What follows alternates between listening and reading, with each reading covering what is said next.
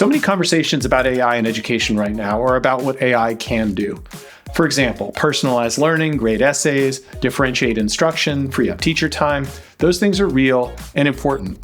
But a new report from Transcend Education, published in January with support from the Overdeck Family Foundation, asks a different question, one that I think is actually as important to discuss.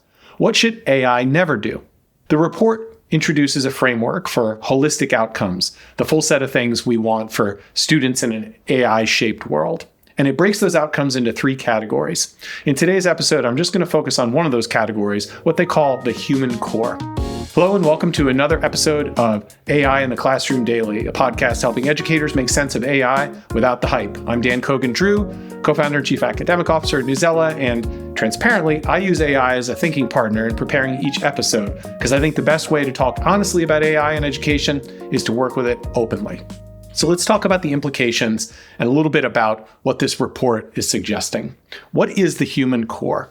The report defines it as un-AIable skills, the capacities that simply cannot be automated, things like emotional intelligence, interpersonal skills, ethical awareness, the practices that support physical and mental well-being. Before we take that phrase for granted, I want to sit with it for a minute. Un-AIable. I think it's easy to say, okay, we get it, and move on to other questions. But I think the harder question that this report is provoking is, how are we actually designing schools to develop these things? Or are they, as this report puts it, showing up in graduate portraits, but not in how students are spending their time? This has been a recurring tension in my own work, which is one of the reasons why this report really resonated for me.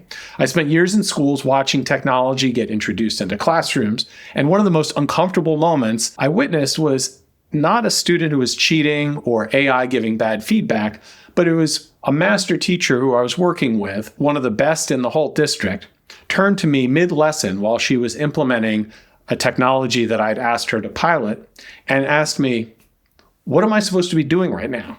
Every kid was on a device and she was sidelined.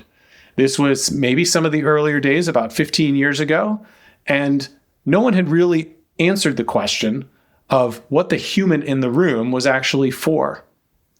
The Transcend report is making the argument that we're at risk of repeating that pattern at scale. When AI handles more and more of the cognitive and instructional work, the tutoring, the feedback, the differentiation even, the default for what teachers do becomes management and monitoring. And the report is saying that's not just a missed opportunity, it's a step backward. It's a step in the wrong direction. The research is clear, and this comes up again and again in my own conversations with educators. The relationships students have with adults in their school are among the most powerful drivers of learning. It's not just well-being, learning. And those relationships cannot be optimized into an algorithm. They require presence, judgment, trust, all of these things that live in the human core.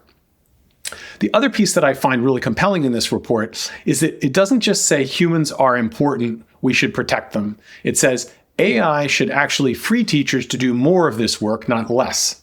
So when AI is handling grading, scheduling, lesson differentiation, the administrative tax on teachers' time, that creates space for the conversations, the check-ins, the moments of real knowing between a teacher and a student.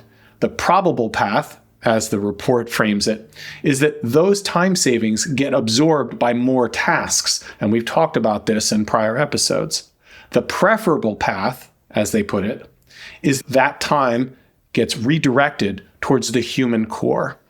And I think one of the most important risks that the authors of the report identify is that as AI is individualizing learning pathways, students can become more isolated, not less.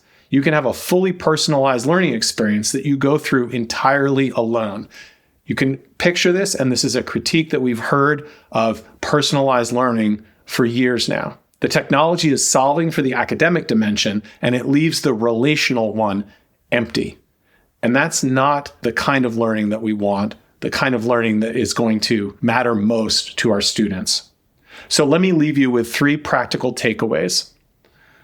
One, for classroom teachers, the next time someone asks you to justify the time you spend in conversation with students, time that might seem to be quote unquote unproductive, It might be an advisory, small groups in the hallway.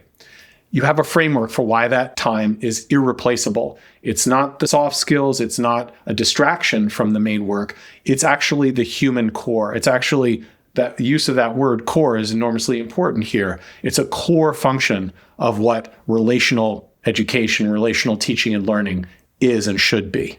It's what the workforce is going to demand, especially in a dawning era of AI. And it's exactly what AI cannot provide. For school leaders, I would say the question you want to ask when you're evaluating these AI-powered tools is not only what does this free teachers from, but what is this freeing teachers for? What is it that you want teachers to be spending more time doing with the time that's being made available by the use of this tool? If the answer that you come up with isn't something that involves deeper human connection and relationship, you really may need to pause and consider whether the tool is solving for the right thing. And I'll just mention a broader caution for everyone is that the report is careful to note that the human core isn't just about teachers. It's also about what we're asking students to develop. This is critical. Empathy, ethical judgment, well-being, these are not just implicit. They need to be explicit goals with curriculum, with time, with assessment behind them. If they're just part of the words in the portrait of the graduate, they're going to ring hollow, and ultimately students are going to be left lacking with the experience and the opportunity to develop these skills. So, highly recommend this report. If you don't know Transcend as an organization, strongly recommend you take a look at this report and some of their other work. I think it's some of the best out there. Thanks for listening, and we'll see you in the next episode.